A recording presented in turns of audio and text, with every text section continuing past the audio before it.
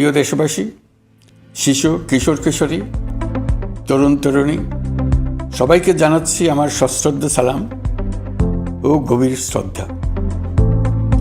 আরও স্মরণ করছি তাদের ফ্যাসিবাদী শক্তির বিরুদ্ধে লড়াই করে যারা আহত হয়েছে, পঙ্গুত্ব বরণ করেছে, চোখের দৃষ্টি হারিয়েছে, যারা 9 দফা নিয়ে দাঁড়িয়েছে, যারা 1 দফা নিয়ে দাঁড়িয়েছে, যারা দেশকে এক হিংস্র স্বৈরাচারের হাত থেকে বাঁচিয়েছে।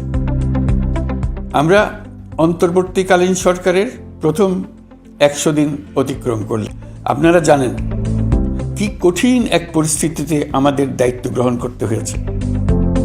ছাত্র শ্রমিক জনতার অভূতপূর্ব গণ অভ্যুত্থানের পর ফ্যাসিস্ট সরকার প্রধান পালিয়ে গেলে দেশ সরকার শূন্য হয় সাময়িকভাবে।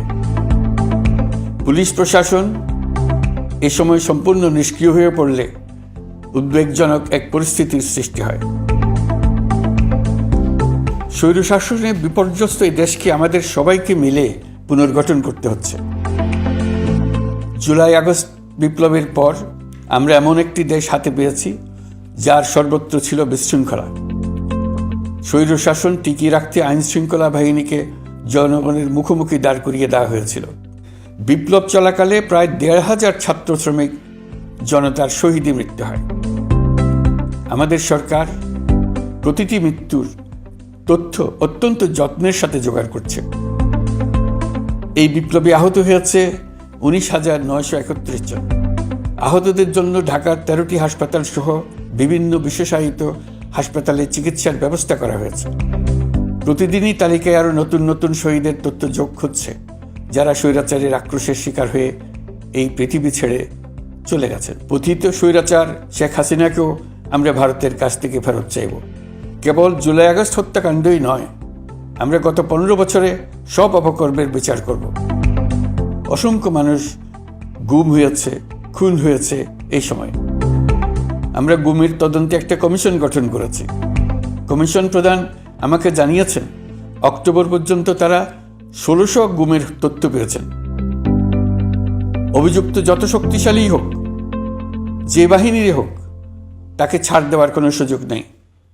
কেবল দেশে নয়, গুম, খুন ও জুলাই আগস্ট গণহত্যার সাথে জড়িতদের আমরা আন্তর্জাতিক আদালতেও বিচারের উদ্যোগ নিয়েছি। ইন্টারন্যাশনাল ক্রিমিনাল কোর্টের প্রধান কৌশলী করিম খানের সঙ্গে আমার এই ব্যাপারে ইতিমধ্যে কথা হয়েছে। জাতিসংঘ জুলাই আগস্ট হত্যাকাণ্ডের তদন্তে আমাদের সহযোগিতার হাত বাড়িয়ে দিয়েছে। দেশবাসী, আমি আগেও জানিয়েছি, আবারও জানাচ্ছি, গণ অভ্যুত্থানে সকল শহীদদের পরিবারকে পুনর্বাসন করা হবে। প্রতিটি শহীদ পরিবারকে সরকারের পক্ষ থেকে 30 লক্ষ টাকা দেওয়া হচ্ছে। জুলাই অভ্যুত্থানের কোনো শহীদ এবং আহত ছাত্র শ্রমিক চিকিৎসা সেবা এবং পুনর্বাসন পরিকল্পনা থেকে বাদ যাবে না। এটি অন্তর্বর্তীকালীন সরকারের অঙ্গীকার। জুলাই শহীদ স্মৃতি ফাউন্ডেশন বেশ পাকাপোক্তভাবে তাদের কাজ শুরু করেছে। এই ফাউন্ডেশনকে সরকার 100 কোটি টাকা অনুদান দিয়েছে। পতিত স্বৈরাচার পুলিশকে দলীয় কর্মীর মতো ব্যবহার করেছে। আমি আপনাদের সবাইকে ধন্যবাদ জানাই। কঠিন এই সময়ে আপনারা সবাই অপরিসীম ধৈর্যের পরিচয় দিয়েছেন। ফ্যাসিবাদী শক্তি ভয় দেখিয়েছিল তারা ক্ষমতা ছাড়লে দেশে লাখ লাখ লোক মারা পড়বে। আমরা যখন দায়িত্ব গ্রহণ করি, বাংলাদেশ তখন সম্পূর্ণ অরক্ষিত একটা দেশ। আমাদের দায়িত্ব গ্রহণের 2 মাসের মাথায় দেশে দুর্গাপূজা উদযাপিত হয়েছে প্রায় 32,000 পূজা মণ্ডপে। শুধু হিন্দু সম্প্রদায় নয়, দেশের কোনো মানুষই যাতে কোনো রকম সহিংসতার শিকার না হয় সেই জন্য আমরা যথাসাধ্য চেষ্টা করছি। আপনারা জানেন, চলতি বছর বাংলাদেশের বিভিন্ন অঞ্চলে 6টি বন্যা হয়েছে। আপনাদের সবার সহযোগিতায় আমরা এই বন্যা মোকাবেলা করেছি।